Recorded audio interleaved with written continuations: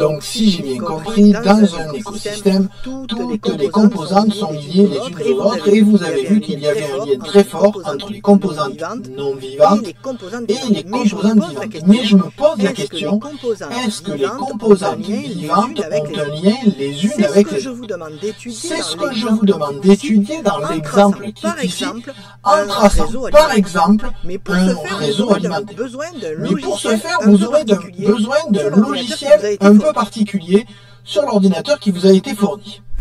Ce logiciel que vous avez ici s'appelle VUE, Visual Understanding Environment. Il permet de visualiser des relations, des interactions, et ça tombe bien puisque c'est ce qui nous intéresse, entre des éléments en faisant une sorte de schéma avec des flèches. Vous trouverez dans la description de ce message différentes vidéos qui pourront vous aider. Elles ont été réalisées par votre agent de liaison, elles vous montrent comment installer le logiciel et comment l'utiliser. Donc aujourd'hui, je ne m'attarderai pas là-dessus, mais je vais vous parler plus précisément de votre mission. Oui, revenons à votre mission. Vous avez dans le document qui vous est fourni un tableau qui montre des animaux et quelle est leur nourriture. Par exemple, l'abeille se nourrit de nectar de fleurs. Donc grâce à ces informations, vous allez pouvoir construire sur le logiciel VUE, vous allez pouvoir construire un réseau qui montre qui est lié avec qui et voir quelles sont les interactions entre ces êtres vivants. Une fois que vous aurez fait ce schéma, vous pourrez y insérer le frelon asiatique.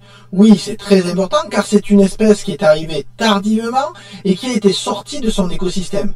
Elle a comme caractéristique, cette espèce, d'être très agressive, de ne pas avoir de prédateurs et surtout de tuer 80% des abeilles. Or, les larves de frelons se nourrissent de chair hachée en minuscules boulettes. Un éclaireur s'envole donc pour localiser une source de chair fraîche. Avec leurs 8 cm de long, les frelons géants sont de fantastiques machines à tuer.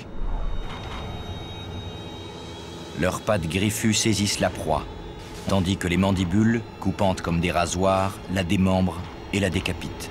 L'éclaireur a repéré une cible grasse et sans défense. Une ruche d'abeilles mellifères européennes.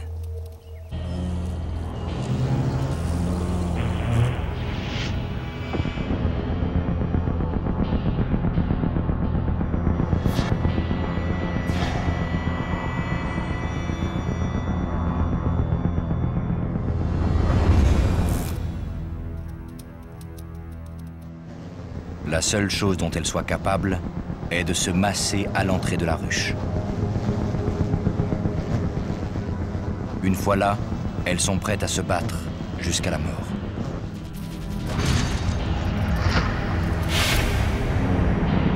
Les frelons sont 5 fois plus gros que les abeilles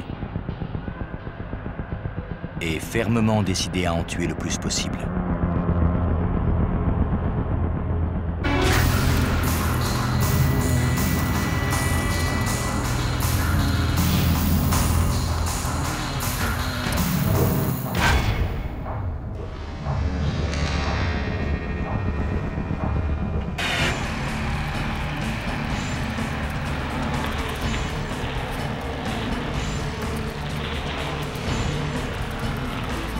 Le carnage s'intensifie.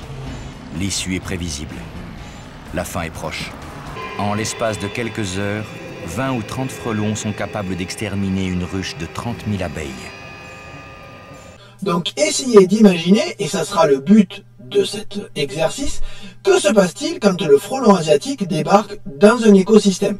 Il vous suffit de reprendre votre schéma et de supprimer ce que le frelon asiatique va manger, à savoir les abeilles. Et ainsi, vous pourrez voir l'impact de cette disparition sur l'ensemble de l'écosystème. D'ailleurs, au cas où vous auriez un petit souci pour utiliser VUE et voir ce que ça donne, je vous montre ici un exemple de ce que peut donner le schéma une fois que vous l'avez fini. Oui, alors, j'ai mis d'autres relations, ça correspond à la question 2.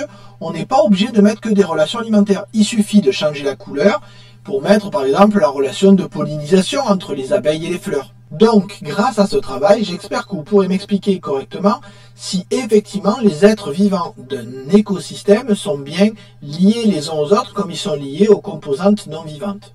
Donc vraiment, cet écosystème est un tout et cela semble important. Oui, parce que si jamais un élément de l'écosystème disparaît, peut-être que l'ensemble peut s'effondrer.